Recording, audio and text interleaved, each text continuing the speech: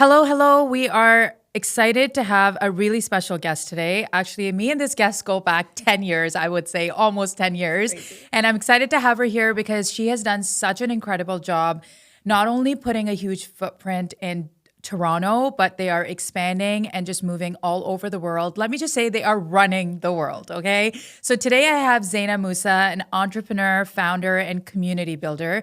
That's the one that I'm going to highlight because as a fellow minority woman, there's not many women out there that I look up to as inspiration, specifically because of the lens of minority. It's hard for us to show up in the world and it's hard for us to be accepted and seen amongst all other women that are doing incredible things. So for that particular reason, I'm excited to have Zaina here. She is the founder of Run the World Summit, which if you don't know of, you must attend one of their conferences and summits. First of all, not only are they aesthetic and just so super beautiful, but they bring together conversations that are much, much needed in our society today. It is a women-led platform by 3 founders, and they are making a huge impact globally. Now, Zaina actually got back from Dubai, maybe how long ago, Zaina? 2 months ago. One of the most incredible things that I've seen on my feed, I think probably recently, is seeing Zaina's face as one of the features at Forbes Women's Summit in Riyadh. So congratulations on that. Thank you. I'm gonna trim down this intro because I really want to get into chatting with her. But today we're gonna dive into a little bit of her story, but really talk about the mindset, the leadership lessons of building community. So this is for anyone that has dreamt of turning their platform into a community, or any woman that just feels like she's made for more and wants to impact a bigger audience. So with that, welcome Zaina to the Wellthy Woman Podcast. Yay, thank you for having me. I'm excited. I think we were already chatting about so many things before we got started. I'm like, is this rolling? Like, this is some good stuff. So first of all, I want to know, I think I asked you this off camera, but like, how are you feeling? You just came off of a huge summit that I got a chance to attend. Actually, she was there too as one of the... I know. I remembered her right when she opened the door. Yeah. She's like, you remember me? I was like, of course.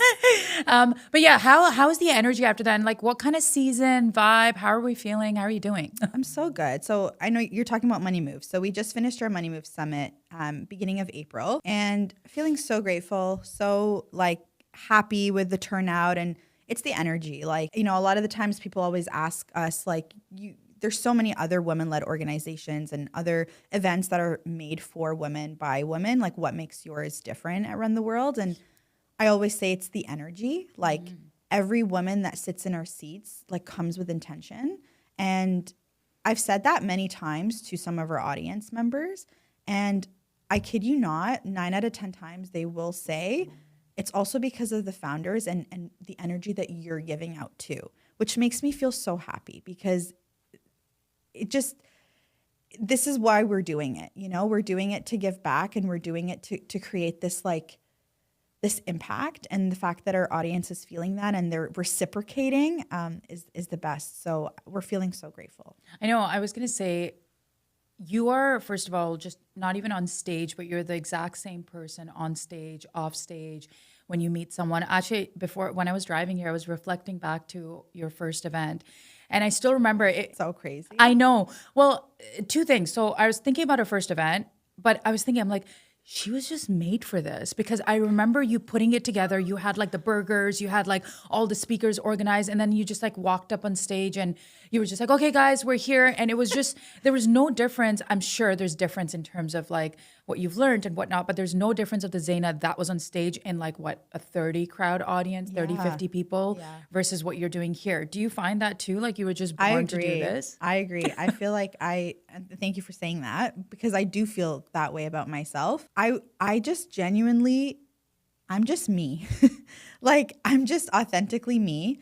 And it's funny because before we started this podcast, you know, I even asked you, I was like, can I swear? And then I was like, damn it, no, my husband said no. But I just, whatever I think, I say, whatever I feel, I say. And I just love being in spaces where women believe in me and they are coming and sitting in these experiences that I'm creating and my team is creating. It makes me feel so grateful and so blessed. So I also want to give that out. Like I want to give the best, and I want to pour the best that I can to everyone that comes. And Yeah, I don't know. I thank you for saying that. It makes me feel I really think good. sometimes when you're the community builder, it's like you want other people to feel what you're feeling, and that's how you give back, right? It's like, come, like, join me because I want you to feel how I can't I'm convince feeling. them otherwise. Like you won't get it until you're there. Yeah.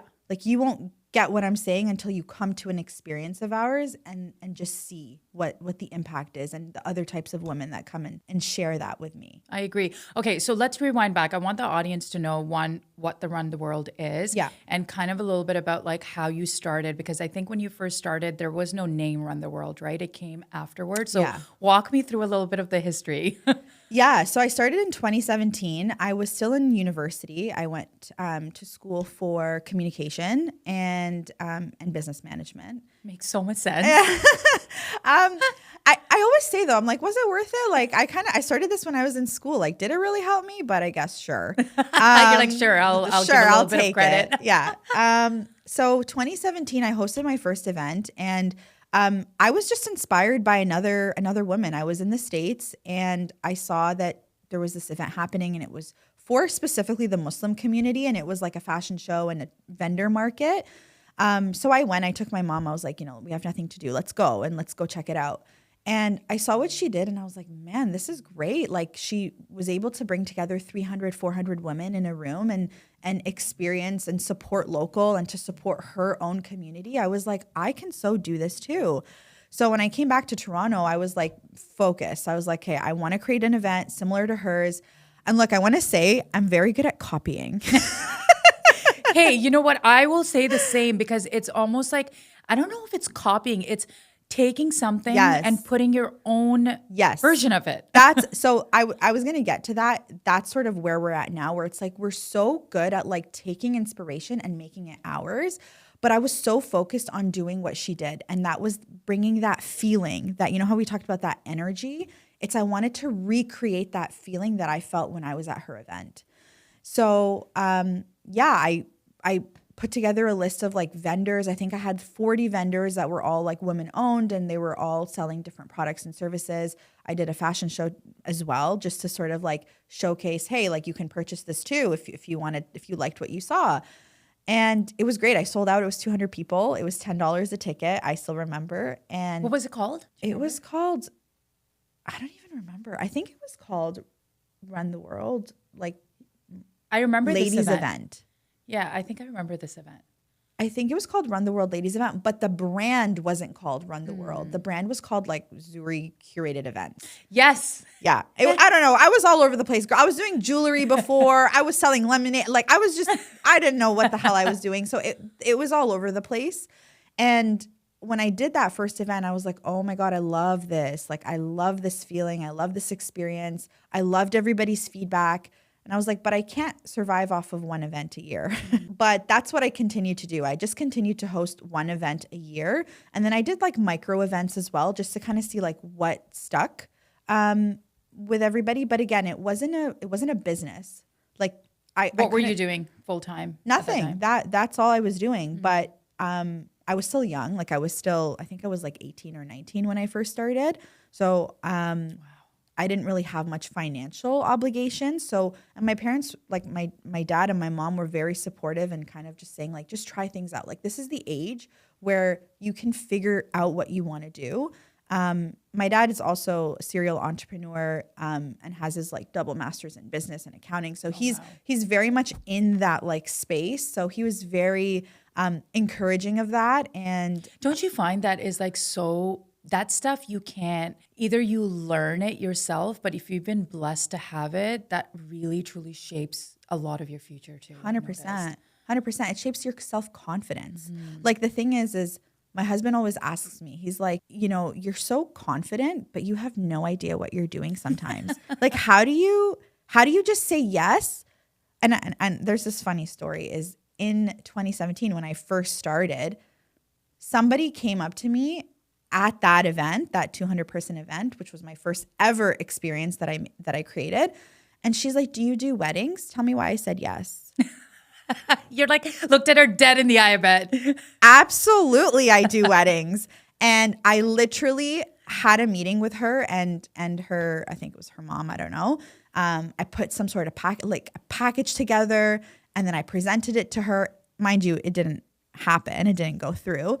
But my husband was shook. Like, he was like, what is wrong with you? Like, that is someone's wedding. I was like, I can do it. Like, I can freaking do it. You know what they call it right now? Like, there's this trend going on. A lot of content creators are talking about, like, just be delusional about your life. That's delusional, right? It's almost like, Is it delusional? What do you mean? I don't know if it's delusional, because I think the personality types are very similar between you and I, because it's exact.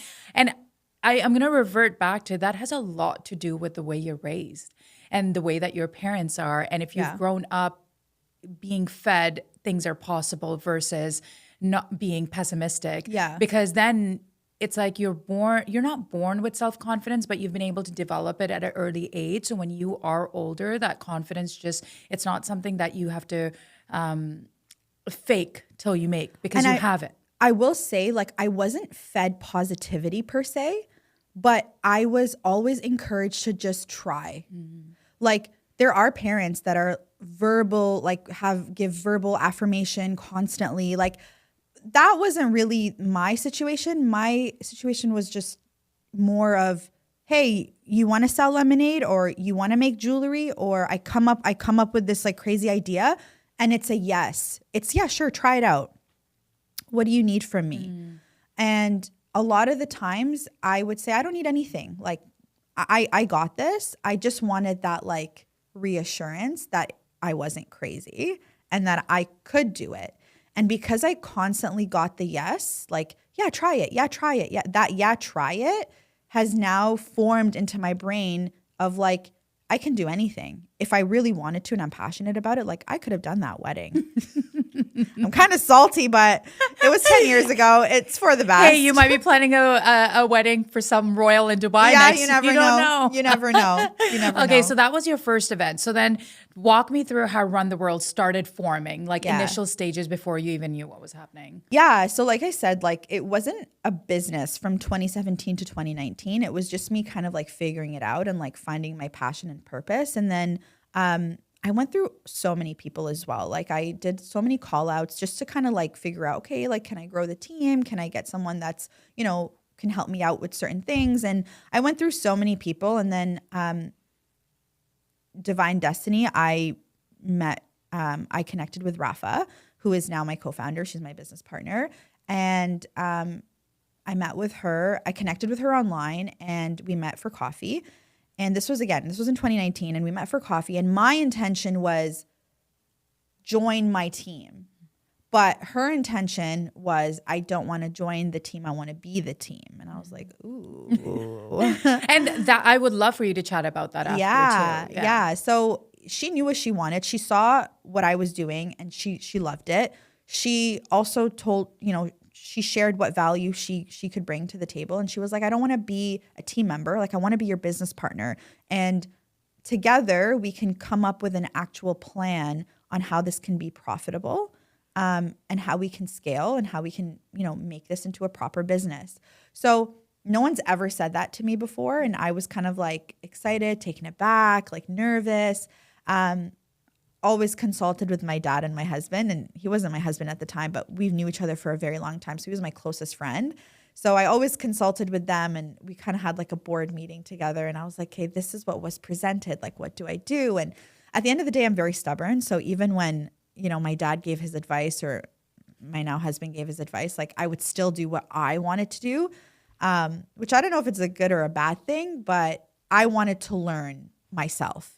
Sometimes you learn from other people, but you also have to experience life the way that you are meant to. Yeah. So I said yes, and her and I agreed to terms together as to how the structure of the business would function. And maybe like a few months later, I met Amani, also through social media. She slid into my DMs, and at that time I was so open. I was like, yes, like, bring in the people. Like, we need the more the merrier. But I didn't realize it's not about the more the merrier. It's the quality of people that you're bringing on that are going to elevate you, or that are just going to waste your time. So when Amani came on, she was studying, she was getting her master's in PR. And she was like, look, like, I can bring you dollars. Like, I know how to talk to brands. I know how to talk to people. I'm so good at relationship building. And together we can bring in sponsorship dollars, because in the event space, we don't make money off of ticket sales. Whether we sell tickets or not, we don't make money off of ticket sales. We make money off of sponsorships. So that's a huge part of the business.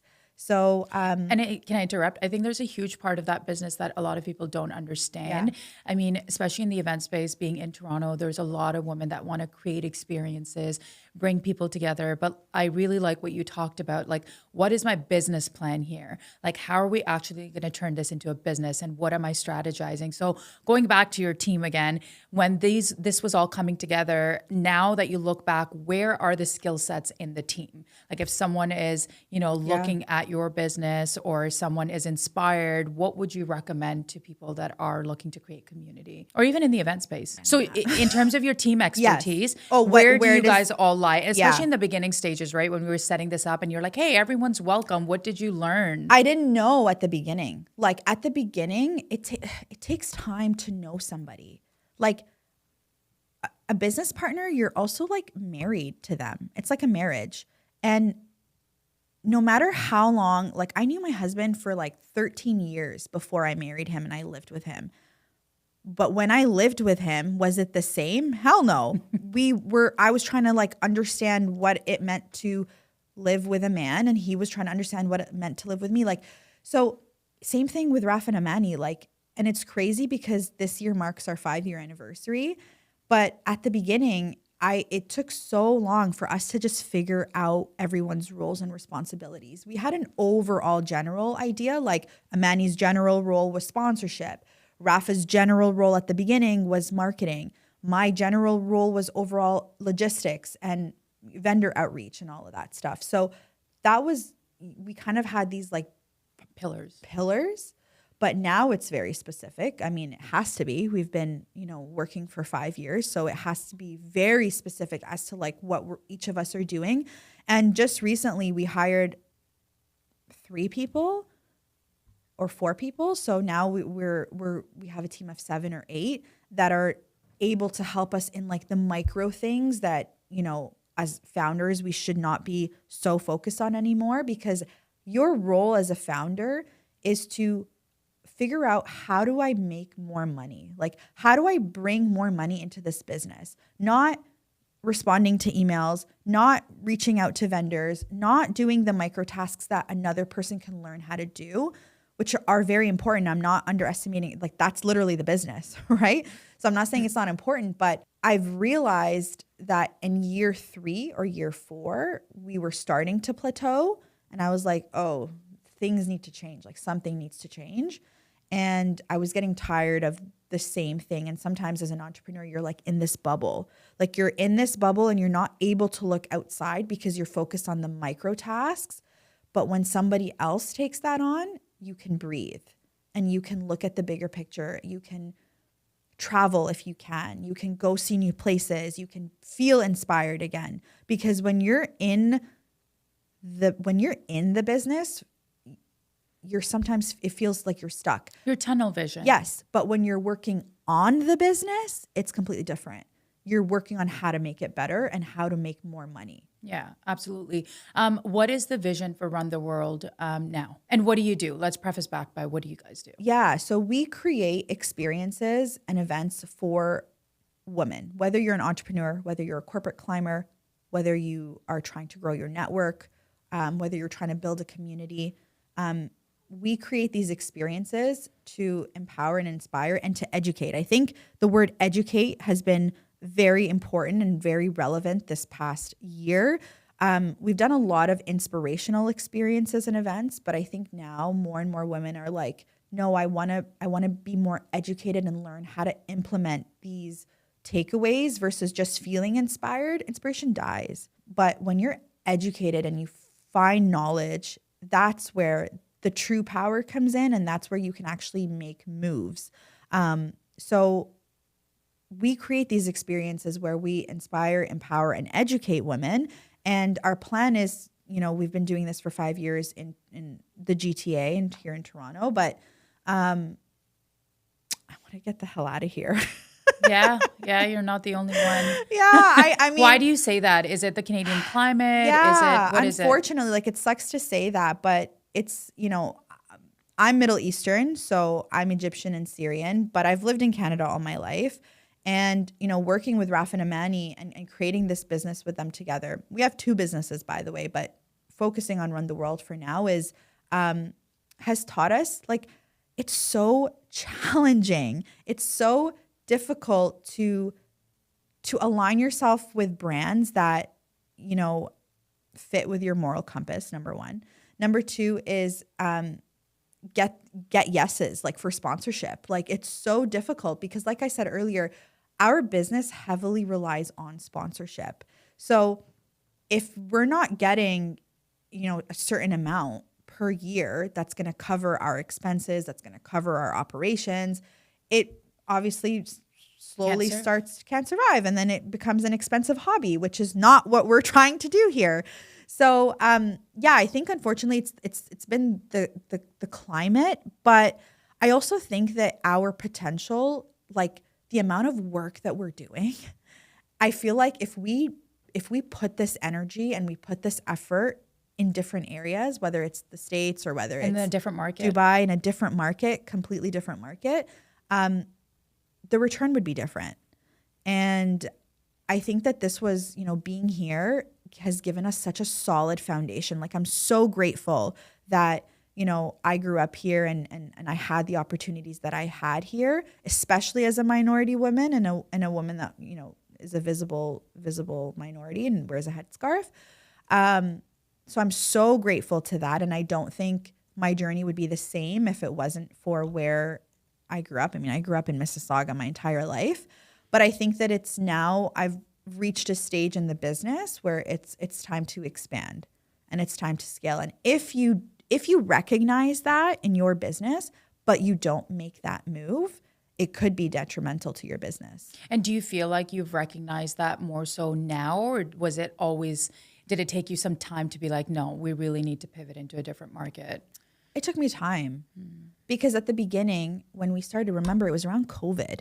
So if you remember in 2021, I don't know what happened, but everybody had money. I know. I was selling real estate. Everyone. Well, that's because they made it so easy for people to have money. Right? Yes. Everybody had money. Brands were like saying yes to sponsorship left, right, and center. Like, Amani closed almost $1 million in sponsorship. Like, she killed it. But what happened after that made us realize, like, yeah, look, this is the reality. Like, this is the reality. And it's not even just that though, Huda. Like I said earlier, it's also aligning yourselves with brands that you can say it. Yeah, like aligning yourself with brands that that value your moral compass. And has that been hard? Of course. Yeah. Like I'm obviously not going to say what company or what brand it was, but we had a deal with a big bank. And when all the issues arise, like when all the social media stuff happened, with Palestine and the genocide that's happening there, they ghosted us. Like, and we had a signed agreement. I probably know which bank it is, but yes. It was a signed agreement, and it was a hefty sponsorship amount. And because we posted and because we started talking about Palestine, not even just Palestine, but Congo, Sudan, like what's going on in the Middle East, like Lebanon, like they literally ghosted us. And we were like, what the hell is going on? And it didn't click. Like, it didn't click for us until maybe 2 months later. And we were like, could it be? No. And then we were like, honestly, maybe. And this is just the environment that we live in. Yeah. And it's like, it is what it is. Pack it up, move on.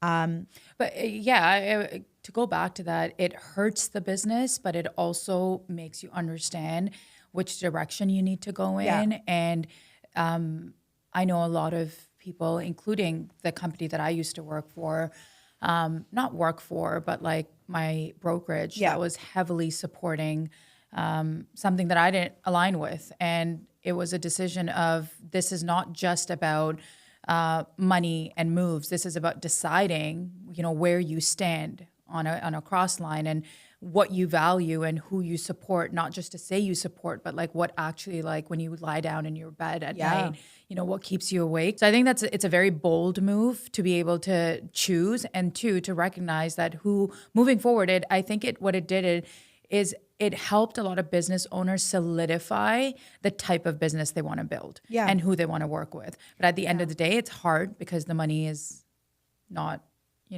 where it would prosper, I guess, or grow in that sense. Yeah. And like you said, like when you are laying down in your bed, as long as you have that clear conscience, that's what matters. I don't care about everybody else on social media that, can DM or comment. Like we've had so many people that DM, or not so many people, but we've had people that have commented or that just like look at they don't even follow us, but look at our page and like see what we're doing and have the need to like constantly like post these negative things like, oh, I can't believe you're doing this, or you haven't talked about this. And it's like, listen, if I'm going to sleep at night and I'm feeling comfortable and happy with the decisions I make that I don't need to publicly share all the time, that's what matters to me. Absolutely. And like I said, we've lost this is just one example, but we've lost so many deals because of our stance and because of what we've shared on social media. We've gotten like crazy, like death threats, emails.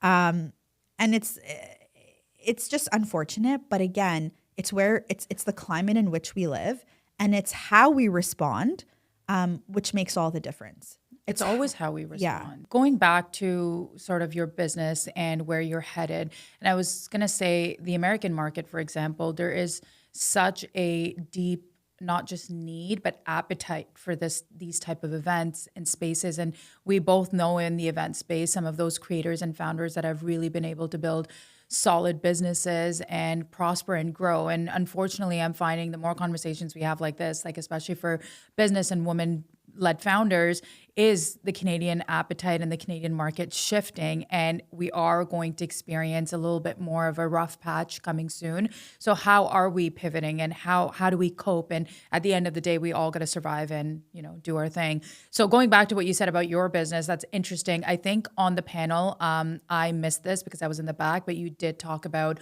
losing money, and not everything's going to go there. Can we talk a little bit more about that? I want women who are listening to understand that building a business is not just important, but like what are some challenges that come along the way, but also what are the rewards that come along the way? So talk to me about that. Yeah. So one of the challenges I just spoke about was sometimes is, you will lose deals with brands that just don't align with you financially. If you have a moral compass you're following, that's one of the challenges.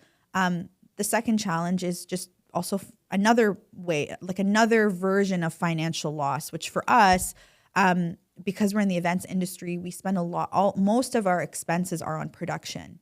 So when we were putting together this like retail shop for a Christmas activation, this was during COVID, and it was like at the peak of COVID, and we spent like $30,000 on signage, like a crazy amount, like just for the sign to say "Run the World Holiday Market." And we were ready to go, and the store was set up, and it was a beautiful space. It was the former Microsoft store, so we had beautiful lighting, and everything just looked amazing, and it was ready to go. And then Doug Ford shut everything down because of God, I don't even know what was going on then. But we had so many shutdowns. No, and then it was crazy. It's like when I see people still wearing masks right now, like it kind of gives me like. It does totally. I feel the same way. Yeah, I'm like, do you like if you want to wear a mask the rest of your life? But it just reminds me of a time that I don't want to be reminded of. It's trauma. I see someone with a mask. I'm like, and I'm my like, body. This is so rude. I do not need to see this today. But anyways, some people are just obviously being respectful because they're sick, which I appreciate. But it just reminds me of a time that I do not want to be reminded of. You and me both. So we lost $30,000. Like we got shut down, lost more than 30,000, but I'm focusing on that because it's ridiculous that we spent that much on freaking signage for the store that we cannot reuse. It's not like we can reuse it because the sizing, everything was specific to that bulkhead of that store. So it was hard. Like, you know, at that time, it was also when Amani and Raf and I were still figuring out each other. And I said this at the conference too, but that's also when I knew like Amani was the one. Because at that time, you know, the three of us were talking and she was like, you know, how much do you guys need? Like, how much debt are we in? And I was like 30 something. And she was like, okay, well, like 10, 10, 10. Right? And I was like, you're like, I like you, girl. I honestly, my response was like straight up no. I was like, there's absolutely no way. Because at that time, it wasn't like official. Like the three of us weren't like in it officially together. We were still trying to figure out like, you know, where we all stand with each other. So and Amani was still working her 9 to 5. Like she was still, you know, working her safety net and she still was going to school. So she wasn't doing this full time with us. So for her to say that, I really, really, really appreciated that. And I'll never forget that. But it took us some time to recover. But we did. And how I knew Rafa was the one was because right after that 30K loss, you know, we were like crying it out. And then she's like, you know, that's okay. Like it's as she's like the tears rolling down her face. She's like, that's okay. Let's just do another event. And I'm like, girl. But that's just how we are. Like that's as entrepreneurs, like that's the resilience and the grit and like the passion that you're born with, you know, and it's so hard to find that in other people. So when you do, it's like, okay, these are my people. These are the people that are going to elevate this business. It's not just about business, right? Like, yes, we want to make money. Yes, we're trying to grow a brand. Yes, we're trying to scale, but I'm also trying to enjoy my damn life. Like, I also want to like spend time with my son. I want to spend time with my husband and my family. Like, and it's working with people like Rafa and Amani that make my life so much sweeter. Aww. Yeah. I'm not very emotional. So me saying that was kind of like cringy. I was like, oh. We'll play this clip for them over and over again. They'll get it. But it's truly what you said, like jump before you're ready, right? Like even that saying in the middle of crying, Rafa's crying, let's throw another event. Like I almost can picture that. And that's something that's like a natural instinct for an entrepreneur. And you're right. When you find someone in your circle, in your little team or people that you're around, you know, those are the people that you want to build with because you're right. It's not just about business at that time. It's almost like you have a shoulder to lean on. Something goes sideways, you need to get somewhere. And we're all women. We got husbands, we've got kids, we've got our careers and you're transitioning. So having someone like that the people to lean on is super important, right? Makes all the difference. A big part of this podcast is focused on wealth and wellness together. And I think you guys do that really well. So I want to ask you in terms of your business, what's the most profitable year you guys have had as female founders? The most profitable year? Yeah, like what's the most amount of money that Run the World has made in a year? I know it's a big question and you don't have to answer if you don't want to, we can cut it out. But the reason I ask that is because you know, it goes back to, I don't know if you listen to Sunira Madhani's podcast, but there's only 1%, like 1% of women make past 7 figures.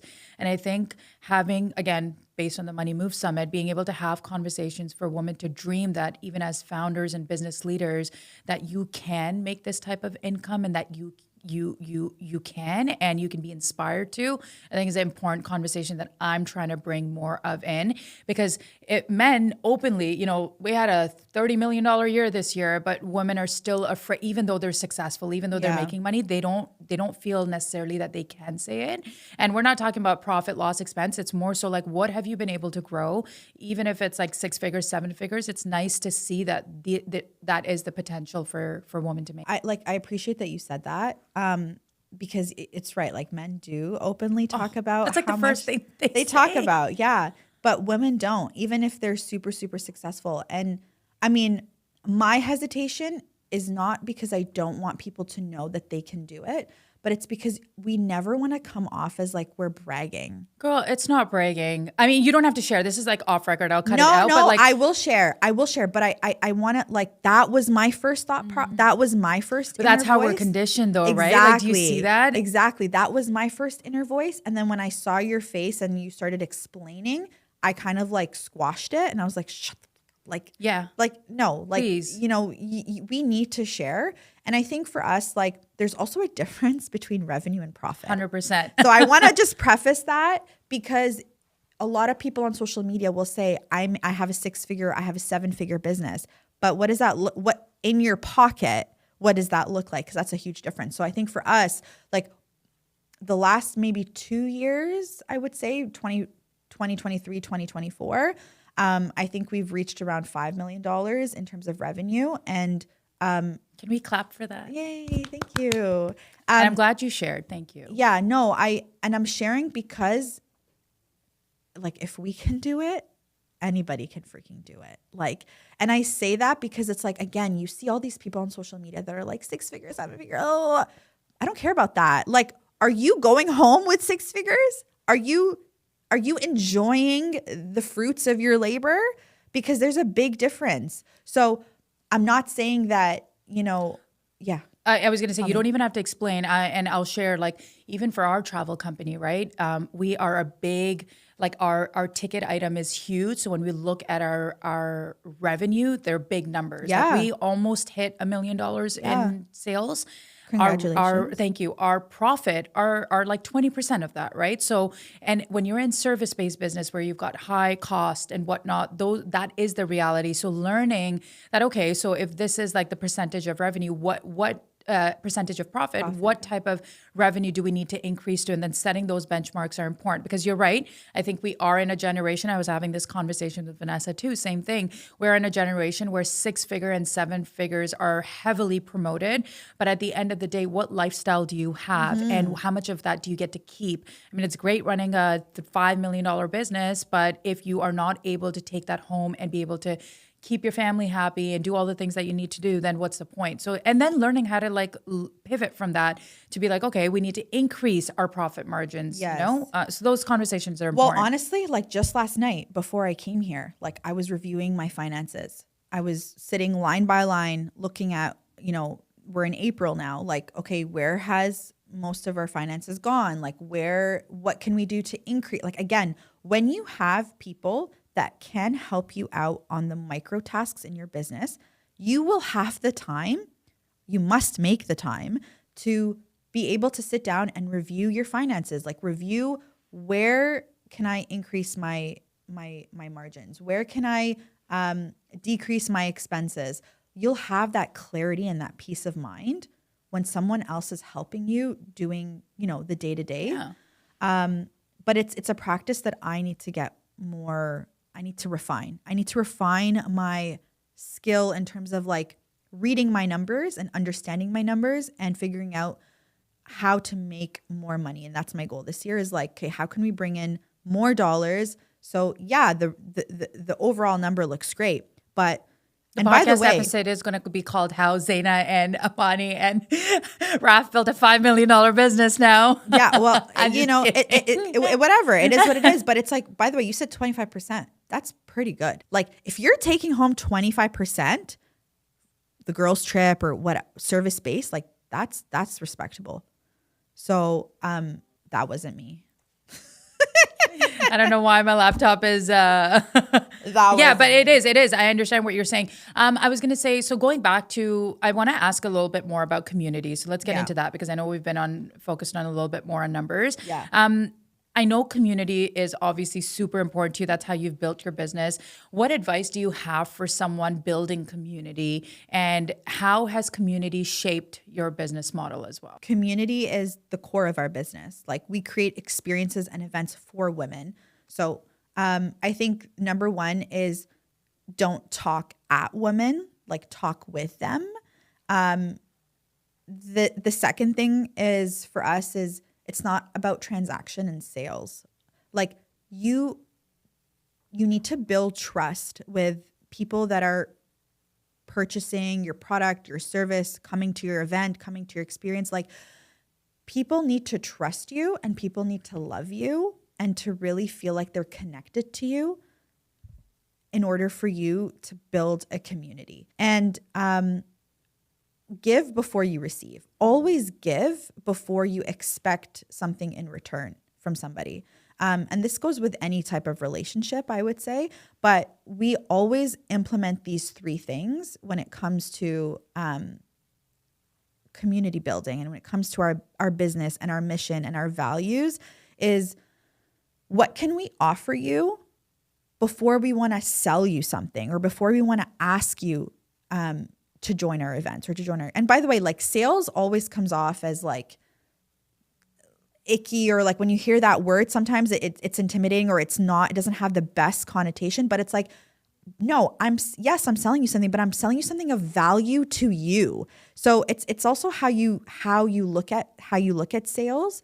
Women are scared, right? Yeah, to say that this is what I do and I want to charge for it. Yeah, absolutely. But it's like, you won't feel so scared if you've built trust, if you've given before you've asked to receive, and if you're speaking with them. So these are the 3 things that, we really focus on. Has really shaped your community. Yeah. And I want to talk about this because I think for anyone that is maybe has a great following or is a creator, I remember you turned your creator account into a business account, which I think is great. And what led you to do that? And how did that really help grow the business? I just realized I didn't want to be an influencer anymore.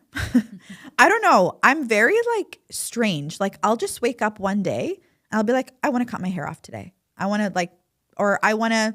want to do this anymore.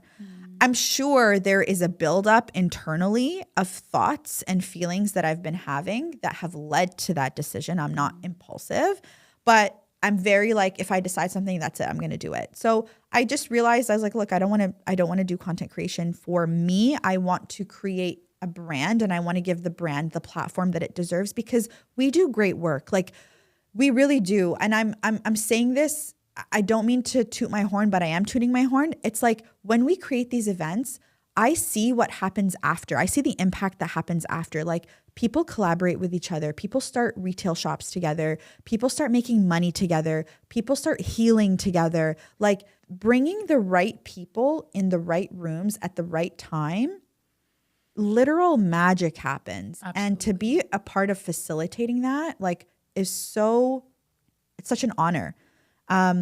It's such an honor for us. And going back to your question on community, there has been over the last 5 years, there has been this like repeat customers. They're not called customers, like repeat members that like have come to our experiences over and over and over again. I know them by name. And I told the girls, I said, look, instead of paying influencers or instead of like spending money on ads or whatever, I was like, and we're still trying to figure out logistically, I'm like, let's take this group of women and just give back to them. Like just take them and thank them for their constant support, thank them for their generosity and like constantly coming to our experiences, whether we do like a spa thing for them or whether we take them out for a dinner. Why? Yes, it's us showing our gratitude, but it's also going to, what is the word? It's also going to, they're going to speak about us like I don't know what I'm trying to say. I'm trying to say like by doing something like that, by doing a give back to your community, they're going to be your ambassadors. Like they're going to speak about you and they're going to like promote you because they trust you. So it's like if I tell you, Hida, oh my God, I just went to this new coffee shop down the street. You have to try it. It's so good. This is what I got. You're going to listen to me because you and I have a relationship together. So that's what you're building with your community. You're building a relationship where people trust you and they become word of mouth ambassadors for you. And one other example I will give is at the Money Move Summit. On day 2, we've had some technical issues with some of the tech stuff. So some of our members were waiting for maybe like 20 minutes before the workshop started. Mm-hmm. And we were like all shitting our pants. Like we were like, oh my God, this is so bad. This is so unprofessional, blah, blah, blah. You know, like the critical mind inside of you, right? But because they love us, when we came into the room and first of all, we addressed the situation, which is very important. Like you have to address what's going on. You can't just disappear and pretend that nothing's happening. So when we addressed what's going on, like everybody was just like clapping and cheering, like, no problem, girls. Like you got this. Like, it's like that takes time.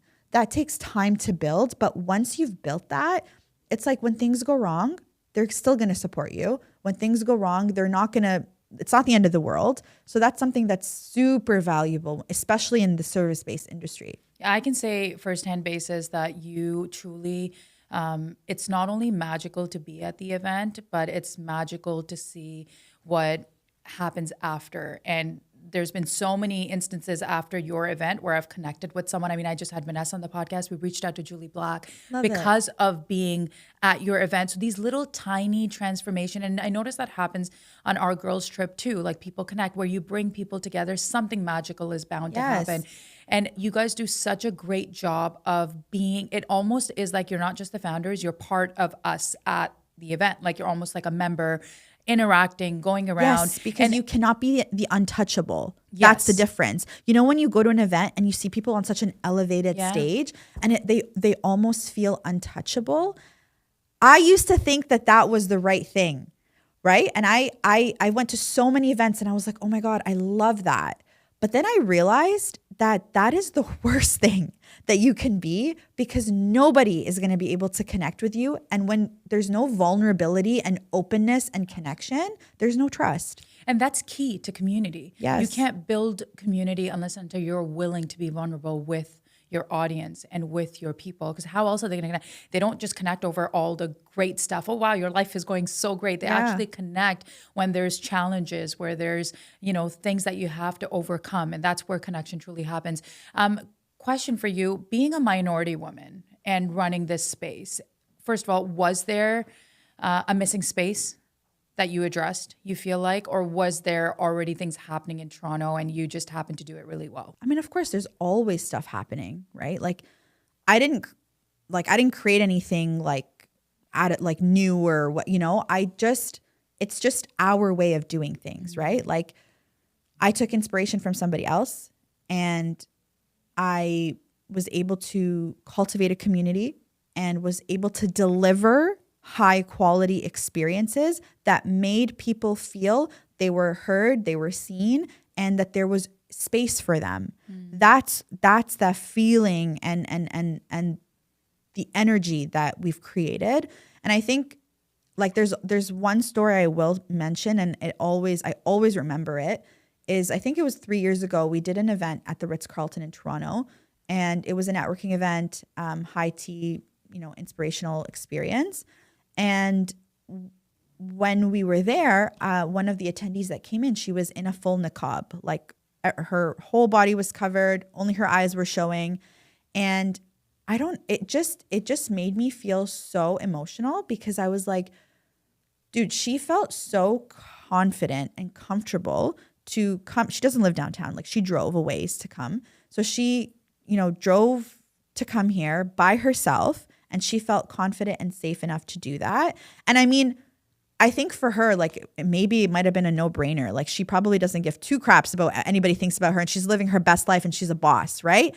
But for me, as someone who at that time had only started wearing the hijab for maybe like a couple of years, and I was still feeling insecure about it, that really gave me such a push and such a fire in me. And I was like, I'm so happy that she felt that way, and that we're doing, we're creating spaces where women feel safe. And two, she also really inspired me and kind of solidified, like, hey, I'm doing okay, I was just going to say, it's one of those moments you're like, okay, I think this is good. Yeah. I think what we're doing is great. Yeah, exactly. Yeah, that gave me goosebumps, because that I can understand how that must have felt. Yeah. Yeah. And again, like, maybe to her, she probably like, girl, what are you talking about? Maybe she's living her best life, but she changed your life. Yeah, but she changed, exactly. She changed my life, so. That's great. Talk to me about, okay, so you talked about minority women, but like for real, right? Like, how does that translate over to the brand side when you guys first started? Did, being a minority woman, wearing a scarf, creating spaces like that, were brands apprehensive? Did they welcome? What is something that you find needs to be worked on more? Or was it just like, no, this was great and no one really hesitated? Talk to me about that. I honestly, like, I'm a very positive person. So I like to always see the goodness in things. And if things don't work out, they don't work out for a reason. I'm a true believer in like God's that. timing. And I'm a true believer that people that you're supposed to work with, brands that you're supposed to connect with, you will. If it's for you, it will be yours. So, and Rafa and Amani are the same. We all have the same mentality. So when things don't work out, we just move on. Okay. We don't really like nitpick at why. I like that stance Yeah. because you don't waste too much time. No, on to the next. In the middle. You're No. on to the next, and that's one of the skill set to have as a founder to Yeah. be able to move on from things really quick, because then it shows you how to just again be able to try new things, move on to bigger but things. what we're really good at, I will say too, is we'll never close a door. So if, for example, things didn't work out with a brand in 2021, you know, and this is where sort of Amani's skill set comes in, and she's so persistent. She'll be like, hey, look at what we've done in 2022 that you missed out on. You know, like, this is all the work that we've done. You know, so sad we couldn't work together, but hopefully there's room for opportunity in the future. No response. Sure, no problem. 2023 comes. Same thing. Hey, this is what we've done in the last 2 years. Persistence. It's persistence. And it's like, you will get a response. And sometimes if it's a no, just talk. It might be that you're just talking to the wrong person. Yeah. And you're not, maybe like they're just not getting the vision, but somebody else will. Yeah. And it just takes time. It just takes time to really cultivate that. What has been an incredible brand to work with, or you've done once and haven't worked with them again, but like a brand that has been a standout moment for the three of you as a whole? I would say 2, maybe 3 now. So the first one I would definitely say is Visit Mississauga. So the 3 of us grew up in Mississauga. It's our hometown, and the amount of support that we've received from the tourism board and again, we have 2 businesses. So we have Run the World, which is focused on women and events and all of that. But then we also have Night Market, which is a festival, a food festival, and also very community driven. And with tourism, like, they've just supported us from day one, and they were like, look, like, we want to have you guys in Mississauga doing these incredible things. And they've been so pivotal to our success. And then I would say, No, I said that's really nice. Yeah. And then I will also say TD Bank. They've been so great, and they're women in wealth, women in enterprise, a small business department, now even TD Insurance. Like, they've been so aligned. Like, it's not the brand, it's the people. I was just going to say, right? Because I think the misconception for a lot of people when they get into any sort of creative space is to constantly be like, I want to work with this brand and this brand, because there's so much brand power. Yes. But understanding your power and then aligning it with the right people within the brand. People. It's the people that make it or break it. Yeah. You know? And then lastly, I would say is a new brand that we've been working with now for 2 years is Pure Later. For some people, they're like, oh, well, like, what does Pure Later have to do with, you know, women experiences? But it's like, no, they have an entire department just for women. Wow. Yeah. And they focus on mental health. Like, they focus on, speaking to women about so many other things, not just procurement. So I would say those 3 brands have been incredible to work with and really align with who we are. I'm going to wrap it up, but I want to ask you maybe 3 questions before we leave. So number 1, for anyone listening, you guys have been around for 5 years. A lot of women know about you, know about your events. What are the different ways that women would be able to not just connect with you, but your experiences and what's to come?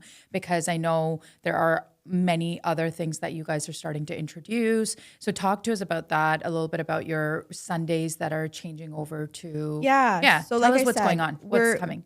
we used to do First Sundays, which is like high tea networking experiences. We've done them for 3 years, but now we want to focus on education. So we are launching our Run the World Masterclass series. And this is focused specifically on one industry expert per session. And we're talking about that topic and that topic only. So it's very much curated, tailored, an in-person experience. And along with our pop-ups, so we do lots of pop-ups across all of the malls here in the GTA, and then our conferences. So, and our retreats. So we've started doing retreats last year. I saw that. It was so How good. was it? It was so nice because it's like you're mixing business with pleasure. So this year we're hosting a retreat in September at Sauble Beach. So we're really excited about that. And That's incredible. yeah, and then for next year, we are looking to expand. We are going to be creating experiences in Dubai and hopefully in Saudi as well. Okay, amazing. So there's a lot coming, and there's a lot of ways that women can get involved and learn. I love the education piece. Are there a couple of master classes that you can share with the audience that they can expect and what they can learn? So in terms of topics, yes. So we're definitely talking about money. Listen up, ladies. Yes, we're definitely talking about money. I'm going to force Huda to do one too. Yes, so we're I was going to just talk gonna about say. real estate. We're going to talk about being a wealthy woman and what does that mean for all of us. So yeah, definitely money, finances, especially because it's in partnership with TD Bank as well, this masterclass series. And I also want to focus on wellness too. Like I want to focus on like lifestyle and wellness. And but I think right now our focus really is financial literacy. Like I think that's the stage that we're at in our business is also reflective of what we're teaching others. So I think because right now I'm really focused on learning my numbers, understanding my numbers, and growing my numbers, I want everybody to get that too. Absolutely. Yeah. I agree. That's incredible. I'm looking forward to everything that's coming and being a part of it too. It's not a last question, but I think we would love to know, you've had some incredible, notable speakers, celebrities as your main kind of, speaker at events. And for Zaina, that was, starting this thing, 7 years ago, would you have thought this was possible? Yes. Amazing. I knew you were going to say that, but I just wanted to know. So you believed that something great was inside of you and it would have. 100%. Yes. 100%. To this level, maybe I didn't have like the details and I didn't know like how it was going to happen, but I knew it was going to happen. Okay. What has been your biggest, teacher through having these, guests that everyone looks up to? What has humanized sort of that experience, and how hard was it to land guests to be that summit that has this incredible celebrity speaking? Did that give you notoriety or did 100%. Like, of course, when you are able to secure a big name, whether it's a brand or whether it's a speaker, it gives your brand credibility. Like if you're looking for credibility, you're going to get credibility. But if you're looking to sell tickets or if you're looking to, I don't know, maybe you have other goals in mind, then maybe a big name is not really the route that you want to go. It really just depends on what's your goal? What is your goal for having someone like this speaking at? Does this person align? Does this person offer value, or is it just the name? And that you're at different stages in your business at different times, so your goals will change, right? But I think for me, like the one thing that I've learned throughout this entire process is what's meant to be will be, and things will always work out. And I want to end off with a quote, if you don't mind. Yeah, please. So I came across this this quote from a book. I don't know what book this is, but I just screenshotted the hell out of this and I posted it on my in-feed. I posted it in feed on my personal page where I have like 2 followers. But it says Quantum Leap. So the title of the page is Quantum Leap. And it says, what if I told you that the reason why you want certain things so deeply is because it's already yours at some point on the timeline? Your future self is whispering to you through intuitive feelings, dreams planted deep within, and crystal clear visions. Those desires are not just wants, they're previews of what's already yours on the timeline of your life. Embody them in this present moment, for they are the breadcrumbs leading you to the manifestation of your destiny. You need to DM that to me. I know. I'm gonna forward that over. Wow. Yeah. So it's like you want something so bad, it's already yours. But at some point on the timeline, it's already yours. But we want everything now. I love how it talked about the breadcrumbs because there's always signs. There's Yeah. always little notes along the way. And it just depends if you want to take them. Yeah, and absolutely. do. That's incredible. Last question for you. Okay. I ask this to every guest, but if you had to in this moment think about, what is not your ideal life, but what is a truly rich, wealthy life for you out of everything you've created, about all the possibilities that can be in the future. When you close your eyes and you're like, this is my wealthy life, what does that look like? I have a very clear idea. And when I close my eyes and I think of what you asked, I just envision a really nice home, not big. I don't want a big home. I just want a nice, aesthetically pleasing home that's cozy. And I just picture like my husband on the couch and my kids running around. Like that's really what I picture. And it's crazy because in January this year, my husband and I, we went to Saudi Arabia and we did our Umrah, our pilgrimage. Like, I don't know how to explain that in English. It's a Muslim. What is it? I can't even. It's not a ritual, but it's like an experience that as a Muslim you can go and you visit the Kaaba, Mecca. So when I went there and we were both, praying, he asked me, he's like, what did you pray for? And I prayed for exactly that. I was like, I literally prayed for just a warm, cozy home that is loud with our children running around and just a home filled with love.